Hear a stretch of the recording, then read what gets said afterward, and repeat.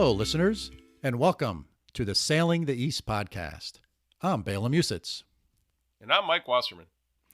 This is our podcast about sailing the east coast of the United States. In some episodes, we'll focus on passages and destinations, and in other episodes, we'll talk about boats, equipment, and techniques. And when we come across an interesting individual, we'll try to get them as a guest on the show. But what makes this podcast unusual is that only one of us sails.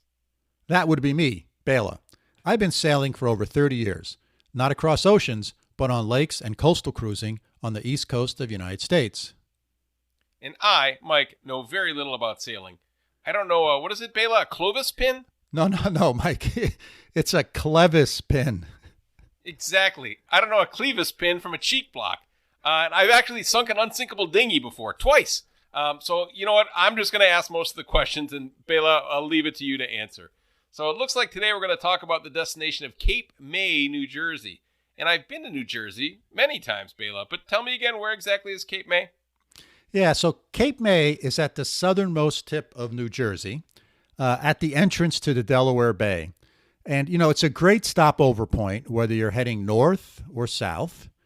The entrance to Cape May is very well marked, as it's a busy port with a major Coast Guard station training center located there, and a pretty significant commercial fishing fleet. So getting in and out is pretty easy, and the currents are not too bad. The Cape May Harbor has several very nice full-service marinas, and there's two kind of small anchorages there. So if you want to anchor, you can do that. They're not very large, but they're well protected. They're on the east side of the bay, just off the channel by the Coast Guard station. And one of them is just north of the Coast Guard docks, and the other is just south. And you got to watch your depth there, as if I remember correctly. It can be a little shallow. And we have a 5-foot draft on our boat, and we had no problems. But I think the northern anchorage is a bit preferred. It's a little bit larger, a little deeper. The challenge is we could not find a dinghy dock that was nearby, so getting ashore wasn't the easiest. I think there are some dinghy docks that would be a very long row. We did not have a motor on our dinghy, so we didn't want to kind of have to row very far away. The anchorages and the marinas are all sort of very well protected from all sides and wind directions. Like I said, the one interesting thing or challenging thing, particularly if you're at anchor, is there's a significant fishing fleet there in the bay. So usually early in the morning, like before dawn, you'll start getting wakes from the big fishing boats as they go by, and they'll usually wake you up. And then in the evening when they return, you'll get a fair amount of wakes where these anchorages are, because they're not protected from the channel. They're right off of the channel itself. So, Bela, some of my sailing experiences have involved a lot of stress around anchoring. Do you have any tips for me and for those of us that are not experienced sailors on anchoring? That reminds me of an important lesson we learned when we were anchored off Cape May, the Coast Guard station down there in Cape May. So you have to remember that anchors on boats do not rely on a lot of weight to hold them down. So your anchor line, the line or the chain that goes from your boat to the anchor, you don't want it going straight down into the water off the bow of your boat to the bottom where the anchor is. You actually want it going out at I won't say horizontal, but at an angle to the anchor, because the way most anchors work is they work like a plow. So the weight of the anchor is important, but the real holding power is that it digs itself into the bottom of the seabed, whether it be mud or clay or sand. And when I say plow, it's not like a snow plow. Think of more like the old-fashioned plows that farmers used to plow their fields with that would be pulled by a horse, sort of a V-shaped three-dimensional plow. And again, the way they work is they dig into the sand. So what you want to do is you really want to pull the anchor horizontally along the seabed, because that's what digs it in. And when you actually pull the anchor straight up, that's how you release the anchor from the seabed. That's how you get it back on your boat. So both of those things are important. But what this means, if you want to pull the anchor horizontally, you want to the amount of line or anchor chain you have to let out is a function of the depth of the water, right? The deeper the water, the more rope or line you have to let out from your boat to where the anchor is fastened itself to the bottom of the seabed to sort of pull on it on a more shallow angle as opposed to pulling it steeper, right? So think about it. The shorter the rope, the more steep vertically you're going to pull the anchor up, and it's going to be less effective. So there's this general rule of sailing that you want to have 5 times the depth of the water on your anchor line. So you want to let out 5 times the depth of the water. And that's for non-super windy conditions. If you're going to have a storm or you're expecting high winds or really strong currents, you might let out 7 or 8 or 10 times the depth of the water, right? So the more line you let out, the more horizontally you're pulling that anchor, and the better chance it has of holding even when you're pulling on it really, really hard. So the way you anchor, and this is what we did, right? We pulled in, we saw that there was 7 feet of water. So we said, okay, 7 times 5 is 35. We're going to let out 35 feet of anchor chain. And what you do is you kind of pick your spot, you drop your anchor, and then you put the boat in reverse, and you're backing up slowly. You put it in slow reverse as you're letting out anchor line.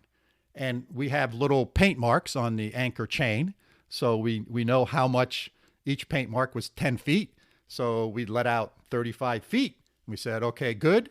We stopped letting it out. And then you keep the boat in reverse, and you slowly increase the throttle in reverse, and you pull harder and harder and harder on the anchor, and it digs itself into the mud or the sand. This is how it works. So we did that. It was great. The anchor set itself really good. You know, we could put the boat in full reverse and the boat wouldn't move. So we knew we were nice and secure. We weren't expecting high winds that night. Went to bed and everything's good. Next morning we wake up, you know, we feel the rocking of the fishing fleet going out. It sort of woke us up in the morning. And I stick my head out into the cockpit and I look around, and lo and behold, the boat had moved. We said, what the heck? What happened? Yeah. It's like, oh my gosh, what happened? How did the boat move? Well, scratching our heads and going, what's going on? And we looked, and now the water was 13 feet deep, because when we set the anchor, it was low tide. And now it was high tide. So instead of letting out 35 feet of line, for now at high tide at 13 feet, we should have let out 65 feet. So we were like let out half the amount of line or chain that we should have. So we had too short of an anchor line. And then the fishing boats with their wakes make the boat bob up and down. And that popped the anchor out of the bottom of the seabed, kind of popped it up. We drifted a little bit, and then the anchor reset itself. So we were lucky it wasn't windy, because it would have been windy. We would have really, the anchor probably would not have reset itself. It would have been too shallow of an angle. So lucky for us, there wasn't a lot of wind. There was very little current, and the anchor reset. But it was a good lesson in looking at the water depth, but also looking and understanding whether you're at low tide or high tide. And, you know, different parts of the East Coast have different tides. There's some places, you know, as you go up into Maine, where the tides are 10, 15, 20 feet. And places in Chesapeake Bay are 1 or 2 feet. So there's some places there's a big variation. And so you gotta know what the tide is, what your current depth is, and what the maximum and minimum may be as the tides change. So there's a lesson that we learned. Yeah, can it work the other way around, Bela? So if you put set the anchor in high tide, and you've got a lot of line, and then the tide goes low, you got to make sure that you're far enough away from everything, right? Because now all that line, you're going to be farther away from where the anchor is. That's right. You're going to swing. That's the word that we use. And you're going to swing a much bigger arc or circle, right, at low tide, because you have all of that extra line, extra chain that's out. Whereas at high tide, you'll swing a smaller diameter circle. So yes, you have to be cognizant of that as well, particularly if there's other boats around. Because if there's other boats around and you all anchor at high tide, and then at low tide, you'll be bumping into each other if you're not careful. So So you gotta. There's a lot of these things that unfortunately or fortunately, I have learned through experience by screwing up and luckily not having anything go wrong, but sort of getting lucky with the screw up. It's like, ooh, I learned my lesson, and whew, boy, am I glad nothing bad happened, because it could have. Yeah. Okay. Well, thanks for the primer on anchoring. Maybe I'll stick with marinas. Are there any marinas around? Yeah, there sure are. There's several nice ones. We stayed at a place called South Jersey Marina. We anchored out, I think it was 1 or 2 nights, and then we spent 1 or 2 nights at the marina. We needed to provision, meaning we needed to get more food for the boat, and water and fuel, and pump out the holding tanks. So South Jersey Marina was very nice. It had nice, clean showers and laundry facilities. And this sort of gives you an indication of what's important to boaters when they've been out for a few days. They want to get into marina, take a nice hot shower, and do some laundry. So those are the things those are one of the things that sort of separate marinas, is sort of how nice and clean their shower facilities are, how well their washers and dryers work. So those are always nice. And this was a really nice one. This marina was also real close, walking distance to a Wawa, which is a grocery chain down south. So we could go there and get some provisions. And also there's a lot of restaurants in this vicinity. So you can go out to eat, and a wide selection of, the seafood places to Italian to whatever you wanted. There's also a really nice beach in Cape May, sort of on the ocean side. You got to remember, we're on the bay side, but on the ocean side, there's a really nice beach with all of the sort of common assorted tourist attractions that you get. That was about a 1.5 mile walk. You can call an Uber, or we walked it. It was a nice day, and we just walked down to the beach and hung out there. A lot of things to see, sights to see. Cape May also has a part of town that has these really grand Victorian houses. And one of them, the Elman Physique Estate, I don't know if I pronounced that properly or not, is a museum that you can go into, and it's sort of preserved from the old Victorian era. And, so really, really nice walking, if you like kind of walking around and looking at those types of things. There's a lot of shops and restaurants down on what's called the Washington Street Mall, which is near the beach. So they've made that a pedestrian mall, so there's no cars.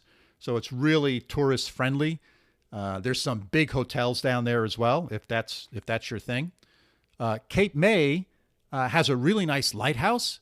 I love looking at lighthouses for whatever reason. They're old and they've been around a long time, and they often have great stories with them. It's about 4 miles from the marina, so that's an Uber ride. But from that lighthouse, you can really see across Delaware Bay. You can see out into the Atlantic Ocean. So it works. It was really, really nice to go there. Wow, Bela, that sounds like a great place to stop. Yeah, I thought it really was, Mike, and I highly recommend adding it to your list of places to check out. It's easy to spend several days sort of exploring Cape May. When you're departing, one other quick thing. When you're departing Cape May, if you're heading up to Delaware, which is what we were doing on this trip, you can actually cut 4 or 5 hours off your trip, maybe even a little more, if you go the Cape May Canal. However, we've talked about this in the past. With a sailboat, you have to worry about the height of bridges. And there's the lowest bridge on the Cape May Canal is 55 feet. So unfortunately, that was too low for our sailboat, and we had to go around the long way. But anyway, I did want to mention that. So you can come in, if you're under 55 feet, you can come in via the Cape. You can either come in or exit via the Cape May Canal. So yeah, pretty nice place. I highly recommend it. Great. Bela, thanks for putting this together. I learned a lot. Listeners, thanks for joining us, and we hope you found this episode interesting and thought-provoking. If you have questions about what we've discussed, we're always happy to hear from you. Our email is sailingtheeast, all one word, @gmail.com. And please do subscribe if you haven't already. And better yet, tell a friend so you can get them to listen as well. So until next time, signing off from snowy upstate New York. See you soon, Mike. Sounds great, Bela. And from over here in a cold and gray and rainy Münster, Germany, auf Wiedersehen.